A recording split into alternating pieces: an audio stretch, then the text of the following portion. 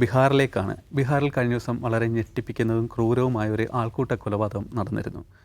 മുഹമ്മദ് അത്തർ ഹുസൈൻ എന്നൊരു യുവാവ്, ആ യുവാവ് വീടുകളിൽ പോയി വസ്ത്രം വിൽക്കുന്ന ജോലിയാണ് ആ യുവാവിനുള്ളത്. അങ്ങനെ വസ്ത്രം ഇട്ടിട്ട് വരുന്നൊരു ദിവസം കുറേ പേർ തടഞ്ഞു നിർത്തുന്നു, പേര് ചോദിക്കുന്നു. തുടർന്ന് പോക്കറ്റും ഷർട്ടൊക്കെ വലിച്ചീറിയിട്ട് ഒരു കെട്ടിടത്തിലേക്ക് കൂട്ടിക്കൊണ്ടുപോകുന്നു. അദ്ദേഹത്തിൻ്റെ പാൻ്റ് ഊരിയിട്ട്, മതം തിരിച്ചറിയാൻ വേണ്ടി പാൻ്റ് ഊരിയതിന് ശേഷം പിന്നീട് ക്രൂരമായ മർദ്ദനമാണ്. പ്ലെയർ വെച്ചിട്ട് കൈനഖങ്ങൾ വലിച്ചെടുക്കുന്നു, ചെവി അല്ലെ ബാക്കി ശരീരഭാഗങ്ങളിലൊക്കെ അതേ കണക്ക് മർദ്ദിക്കുകയും വേദനിപ്പിക്കുകയും ചെയ്യുന്നു. അതോടൊപ്പം തന്നെ പെട്രോൾ ഒഴിച്ച് ശരീരഭാഗങ്ങൾ പൊള്ളിക്കുന്നു. ഇങ്ങനെ വളരെ ക്രൂരമായ മർദ്ദനം അരങ്ങേറുകയും പിന്നീട് ആശുപത്രിയിൽ ഇദ്ദേഹത്തെ അഡ്മിറ്റ് ചെയ്യുകയും ചെയ്തു. അവിടെ പോലീസിന് കൊടുത്ത മരണമൊഴിയിലാണ് ഈ നടക്കുന്ന ക്രൂരതയെക്കുറിച്ചിട്ട് അദ്ദേഹം പറയുന്ന. ഒരു 10-25ഓളം ആളുകൾ ചേർന്നാണ് ഈ ക്രൂരമായി മർദ്ദിക്കുന്നത്. ഇതിനുശേഷം ഇദ്ദേഹത്തിൻ്റെ ഭാര്യ പരാതി കൊടുക്കുകയും പോലീസ് കുറച്ച് പേർക്കെതിരെ കേസ് എടുക്കുകയും ചെയ്തിട്ടുണ്ട്. നമുക്കറിയാം ഈ ആൾക്കൂട്ട ആക്രമണം നടക്കുന്നത് ആ പേര് അല്ലെ അദ്ദേഹത്തിൻ്റെ മതം ഏതായതുകൊണ്ടാണ് എന്നുള്ളത് നമുക്കെല്ലാം അറിയാവുന്നതാണ്. ഈ സമീപകാല ഇന്ത്യയിൽ അത്തരം നിരവധി ഉദാഹരണങ്ങളും നമ്മുടെ മുന്നിലുണ്ട്. ഈ വിഷയത്തിലേക്കാണ് അടുത്ത്. അജിംസ്, ബീഹാറിലെ നിതീഷ് കുമാർ അധികാരമേറ്റ് നമുക്കറിയാം ഇപ്പോൾ. അതിനുശേഷം ഈ ആക്രമണങ്ങൾ നടക്കുന്ന സ്ഥലങ്ങൾ മാത്രമേ മാറുന്നുള്ളൂ. ഉത്തർപ്രദേശ് ആകട്ടെ ബാക്കിയാകട്ടെ, അത് ആക്രമിക്കപ്പെടുന്ന സമൂഹം ഒരിടത്തും മാറുന്നില്ല. മുമ്പുണ്ടായിരുന്നൊരു ഞെട്ടലോ ഇതോ ഇല്ലാതെ ഒരു സാധാരണ വാർത്ത എന്നവണ്ണം ഇതിപ്പോൾ കടന്നു പോവുകയാണ്. എങ്ങനെയാണ് ഇതിനെ കാണുന്നത്? ഈ ബീഹാറിലെ ഈ തെരഞ്ഞെടുപ്പ് കാലത്ത് കേരളത്തിൽ ഉൾപ്പെടെ ബീഹാറിനെ കുറിച്ച് നടന്നിട്ടുള്ള ഒരു പ്രചാരണം എന്താണെന്ന് വെച്ചാൽ, ലാലു പ്രസാദ് യാദവ് ഭരിച്ചുകൊണ്ടിരുന്നപ്പോൾ അവിടെ ജംഗൽ രാജായിരുന്നു. അവിടെ NDA ഭരണം തുടങ്ങിയപ്പോൾ, പ്രത്യേകിച്ച് നിതീഷ് കുമാറിൻ്റെ ഭരണകാലത്ത് ആ ജംഗൽ രാജ് അവസാനിച്ചു. അവിടെ ക്രമസമാധാന നില ഉഷാറായി, ഒരു കുഴപ്പമില്ല എന്നാണ്. യഥാർത്ഥത്തിൽ ആ പറഞ്ഞതിലൊരു പ്രശ്നമുണ്ട്. ഒന്ന്, UPയും ബീഹാറും തമ്മിൽ എൻറ്റയർലി ഡിഫറൻ്റ് ആയിട്ടുള്ള 2 സ്റ്റേറ്റുകളാണ്. ഇപ്പോൾ UPയുടെ ഒരു പോപ്പുലേഷൻ ഡെമോഗ്രഫി അല്ല ബീഹാറിൻ്റേത്. അവിടുത്തെ ഒരു കാസ്റ്റ് കെമിസ്ട്രി അല്ല ഇവിടെയുള്ളത്. അപ്പോൾ നമുക്കറിയാം, ഈ പറയുന്ന രൺവീർ സേന പോലെയുള്ള സവർണ സേനകളുണ്ടായിരുന്ന, ആയുധധാരികളായ സവർണ സേനകളുണ്ടായിരുന്ന ഒരു സംസ്ഥാനമാണ് ഏത്, ലാലു പ്രസാദിൻ്റെ ബീഹാർ. ആ സവർണ സേനയോടാണ്, ആ രൺവീർ സേനയോട് ഫൈറ്റ് ചെയ്തിട്ടാണ് ലാലു പ്രസാദ് തൻ്റെ യാദവ മുസ്ലിം രാഷ്ട്രീയം അവിടെ പടുത്തുയർത്തിയത്. അതിനെക്കുറിച്ചാണ് ഈ ജംഗിൽ രാജ് എന്ന് വിശേഷിപ്പിക്കുന്നത്.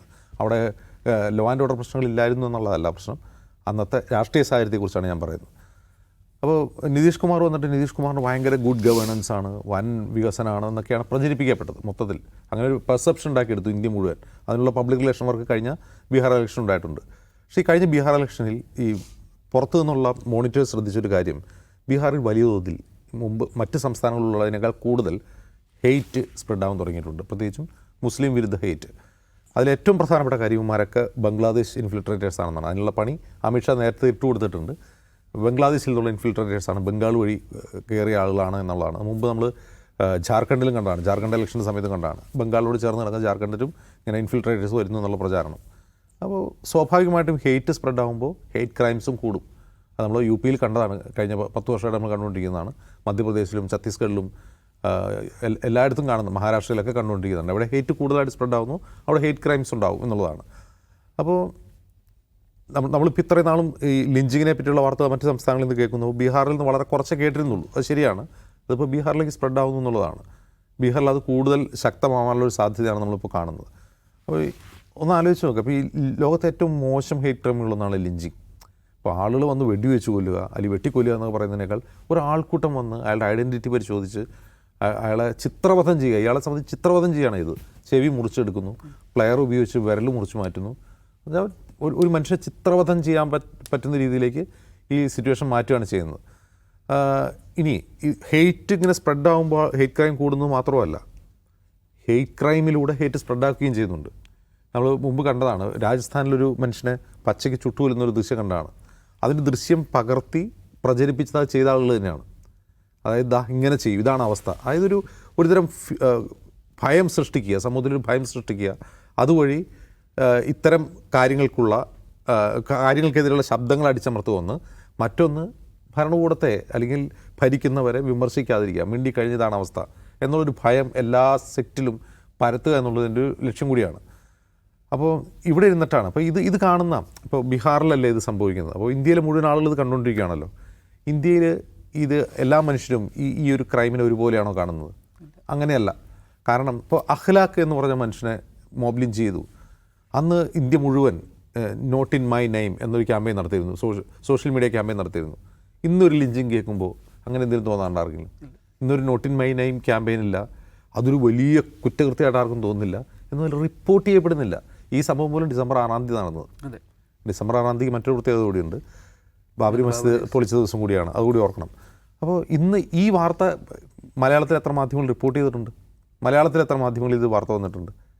അപ്പോൾ ഈ വാർത്ത കേൾക്കുന്ന എല്ലാവരും ഇത് ഒരുപോലെയല്ല കേൾക്കുന്നതെന്ന് പറയാൻ കാരണം ഇത് മുസ്ലിം കമ്മ്യൂണിറ്റിയെ ഭയചകിതരാക്കുന്നുണ്ട്. ഈവൻ കേരളത്തിൽ പോലും ഇത് കാണുമ്പോൾ അസ്വസ്ഥരാകുന്നവർ. അവിടെയാണ് നിങ്ങൾ എന്ത് ഐഡൻറ്റിറ്റി പൊളിറ്റിക്സാണ് പറയുന്നത് ചില ആളുകൾ ചോദിക്കുന്നത്. ഈ ഭയത്തിൻ്റെ രാഷ്ട്രീയത്തിനാണ് ഐഡൻറ്റിറ്റി പൊളിറ്റിക്സ് എന്ന് പറയുന്നത്. ഇന്ത്യയിൽ മുസ്ലിം ഐഡൻറ്റിറ്റി പൊളിറ്റിക്സ് എന്ന് പറയുന്നത് ഇത് കണ്ടുകൊണ്ടിരിക്കുന്ന ഒരു മുസ്ലിമിൻ്റെ ഭയത്തിൻ്റെ രാഷ്ട്രീയമാണ്. അത് കണ്ടുകൊണ്ട് അതിനോട് പൊളിറ്റിക്കലി ചെയ്യുന്ന റിയാക്ഷനാണ് തെരഞ്ഞെടുപ്പിൽ വോട്ടായി മാറുന്നത്. ഈ സംഭവങ്ങളോട്, ഇത്തരം സംഭവങ്ങൾക്ക് കാരണമായ ഹെയ്റ്റിനോട് ഒരു ഭരണകൂടം എന്ത് നിലപാട് സ്വീകരിക്കുന്നു എന്നുള്ള ചോദ്യത്തിന് ആ വോട്ട് ചെയ്യുന്ന ആൾക്കുള്ള ഉത്തരമാണ് വോട്ടായിട്ട് ട്രാൻസ്ലേറ്റ് ചെയ്യപ്പെടുന്നത്. അവിടെയാണ് മലപ്പുറത്ത് LDF-നും CPM-നും ഒരു പ്രതിപക്ഷ നേതാവ് ഇല്ലാതായി മാറുന്നത്. ഇത് മനസ്സിലാക്കാൻ വലിയ ഗഹനമായ സൈദ്ധാന്തിക സംവാദമോ വലിയ പാർട്ടി കമ്മിറ്റികളൊന്നും ആവശ്യമില്ല. സാധാരണക്കാരായ മനുഷ്യർ മനസ്സിലാവും എന്തുകൊണ്ടാണ് വോട്ട് ഇങ്ങനെ പരിവർത്തിക്കപ്പെടുന്നുള്ളത്. ഇന്ന് നമ്മുടെ രാജ്യം നേരിടുന്ന ഏറ്റവും വലിയ പ്രശ്നം, നമ്മുടെ രാജ്യം മാത്രമല്ല കേരളം നേരിടുന്ന ഏറ്റവും വലിയ പ്രശ്നം എന്താണെന്ന് വെച്ചാൽ അത് ഹെയ്റ്റ് തന്നെയാണ്. കേരളം മറ്റ് സംസ്ഥാനങ്ങളെക്കാൾ മികച്ചതാണ്, കേരളത്തിൽ വലിയ ഇൻഫ്രാസ്ട്രക്ചർ ഉണ്ട്, ജീവിത നിലവാരമുണ്ട്, ഇവിടെ നല്ല ജീവിതമാണ്, ആളുകൾ ഇങ്ങോട്ട് വരാൻ ആഗ്രഹിക്കുന്നു, ഗോഡ്സ് ഓൺ കൺട്രിയാണ്, ഇതൊക്കെ പറയുമ്പോഴും ഈ സർക്കാർ ഇതൊക്കെ ചെയ്യുന്നില്ലേ? സർക്കാർ കടമെടുത്ത് പാലം പണിയുന്നില്ലേ? സർക്കാർ കടമെടുത്ത് സ്കൂൾ കെട്ടിടം ഉണ്ടാക്കുന്നില്ലേ? എല്ലാവർക്കും വിദ്യാഭ്യാസം കൊടുക്കുന്നില്ലേ? മികച്ച ആരോഗ്യ സംവിധാനങ്ങളില്ലേ എന്നൊക്കെ ചോദിക്കുമ്പോഴും ഇതിനൊക്കെ അപ്പുറത്ത് മനുഷ്യൻ്റെ ഒരു അന്തസ്സ് എന്ന് പറയുന്നുണ്ട്. ഞാൻ ആരാണ്, എൻ്റെ ഈ സമൂഹത്തിൽ എൻ്റെ വാല്യൂ എന്താണെന്ന് ഓരോ മനുഷ്യൻ ചിന്തിക്കുന്ന ഒരവസ്ഥയുണ്ട്. അതില്ലാതാക്കുകയാണ് ഈ ഹെയ്റ്റ് ചെയ്യുന്നത്. ഒന്ന് ആലോചിച്ച ഒരു കമ്മ്യൂണിറ്റി എന്ന നിലയിൽ മുസ്ലിം കമ്മ്യൂണിറ്റി കേരളത്തിൽ രാവിലെ എഴുന്നേറ്റിട്ട് എന്തൊക്കെയാണ് കാണുന്നത്? ഒരു വശത്ത് വെള്ളാപ്പള്ളി തെറി വിളിക്കുന്നത് കേൾക്കണം, മറുവശത്ത് പാർട്ടി സെക്രട്ടറി ചീത്ത വിളിക്കും. ഇൻഡയറക്റ്റ് ആയിട്ടാണ് ചീത്ത വിളിക്കുന്നത് എന്നെ തന്നെയാണെന്ന് അവർക്ക് മനസ്സിലാവും. മറ്റൊന്ന് മുഖ്യമന്ത്രി പിണറായി വിജയൻ തന്നെ ചീത്ത വിളിക്കും. അങ്ങനെയാണ് ഇവന്മാർ മുഖ്യമന്ത്രി ആകുമ്പോഴാണ് മറ്റേ AK ബാലൻ വന്നിട്ട് പറയും മറ്റേ ആൾ ആഭ്യന്തരമന്ത്രി ആകുമ്പോഴാണെന്ന് പറയും. ഇതൊക്കെ കേട്ടുകൊണ്ട് ഒരു കമ്മ്യൂണിറ്റി ഇരുന്നിട്ട് അവരെങ്ങനെയായിരിക്കും ഇലക്ഷനിൽ പ്രതികരിക്കുക? ഇത് തന്നെയാണ് സംഭവിക്കുന്നത്. അപ്പോൾ കേരളത്തിൽ അവരുടെ ഡെമോഗ്രഫി കൂടുതലായതുകൊണ്ട് അത് ഇലക്ഷനിൽ റിസൾട്ട് ചെയ്യും. ബീഹാറിൽ അവർക്ക് വോട്ടില്ല.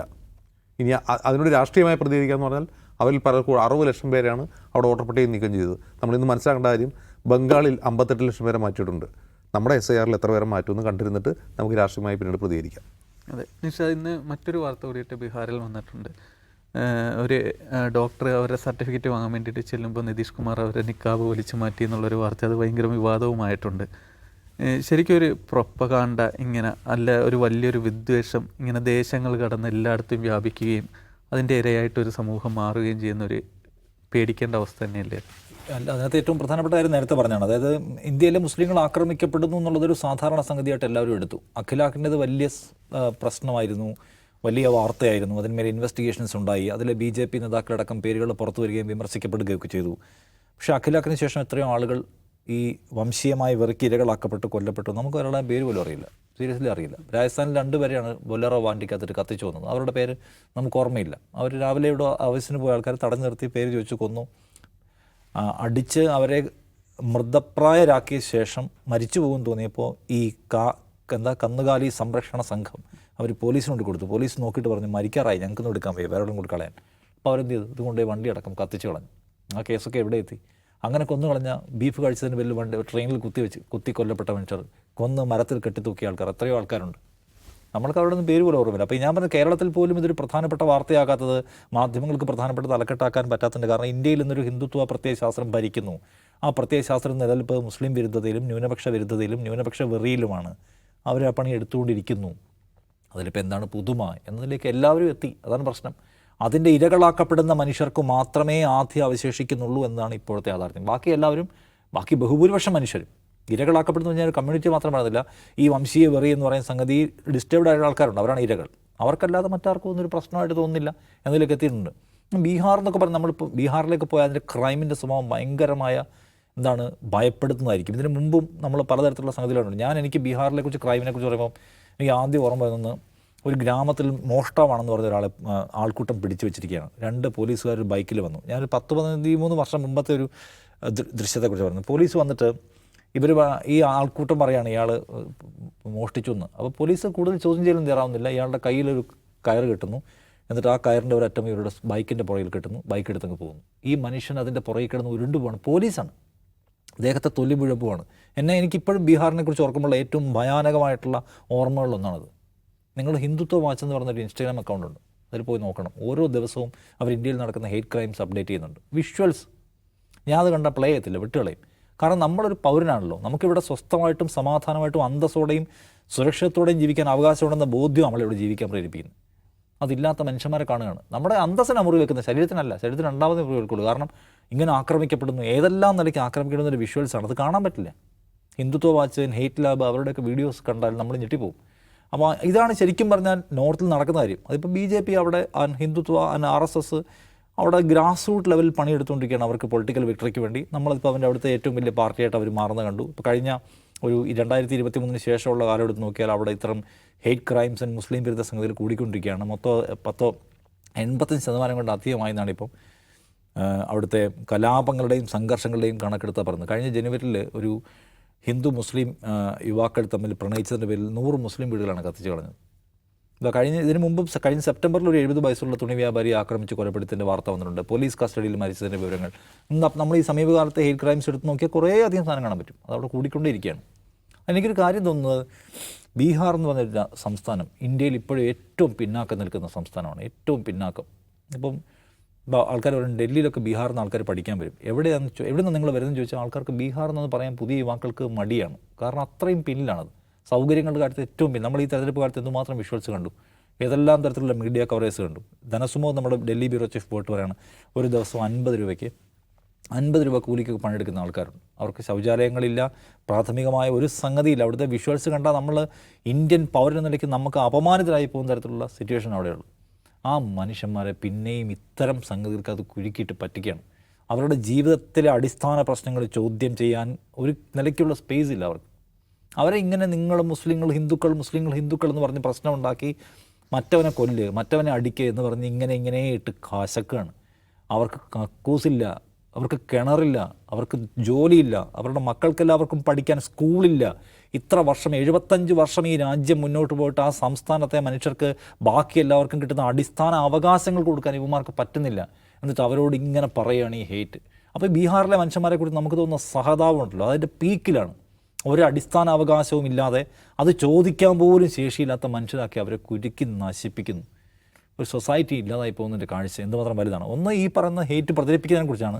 2, ജോലി എവിടെ, ഞങ്ങളുടെ ചോറ് എവിടെ, ഞങ്ങളുടെ കുഞ്ഞുങ്ങൾക്കുള്ള പാലെവിടെ, മരുന്നെവിടെ, പ്രാഥമിക ആരോഗ്യ കേന്ദ്രങ്ങൾ എവിടെയെന്ന് ചോദിക്കേണ്ട മനുഷ്യരെ കൊണ്ട് നീ മുസ്ലിം അല്ലേ ചോദിച്ച് ആക്രമിക്കാൻ പഠിപ്പിക്കുകയാണ്. അപ്പോൾ ഇനി ഈ സമീപകാലത്ത് എപ്പോഴെങ്കിലും അവർക്ക് അവരുടെ അടിസ്ഥാന അവകാശങ്ങളൊന്നും കൊടുക്കണ്ട, ഭരണഘടനാവകാശം കൊടുക്കണ്ട, ഭരണത്തിൻ്റെ ഒരു വിഹിതവും അവർക്ക് കൊടുക്കണ്ട എന്ന മറ്റുള്ള ഒരു ജനത തീരുകയാണ്. ആ നിലയ്ക്കുള്ള സങ്കടം വേറെ കിടക്കുകയാണ്. അതാണ് ഇന്ത്യയുടെ ഒരു കാഴ്ച നിങ്ങൾ ആലോചിക്കുക ലോകത്തിന് മുമ്പിൽ. എന്നിട്ട് അത് വിശ്വഗുരുവായിട്ട് വളരുന്നൊക്കെയാണ് ഇവർ പറയുന്നത്. അതെ, ഇന്ത്യയിൽ ഈ ആൾക്കൂട്ട കൊലപാതകങ്ങൾ, പ്രത്യേകിച്ച് മതം തിരഞ്ഞുള്ള ആൾക്കൂട്ട കൊലപാതകങ്ങൾക്ക് പിന്നിലെ രാഷ്ട്രീയം, അതിനെയാണ് നമ്മൾ പേടിക്കേണ്ടതും അതിനാണ് എതിർക്കേണ്ടതും.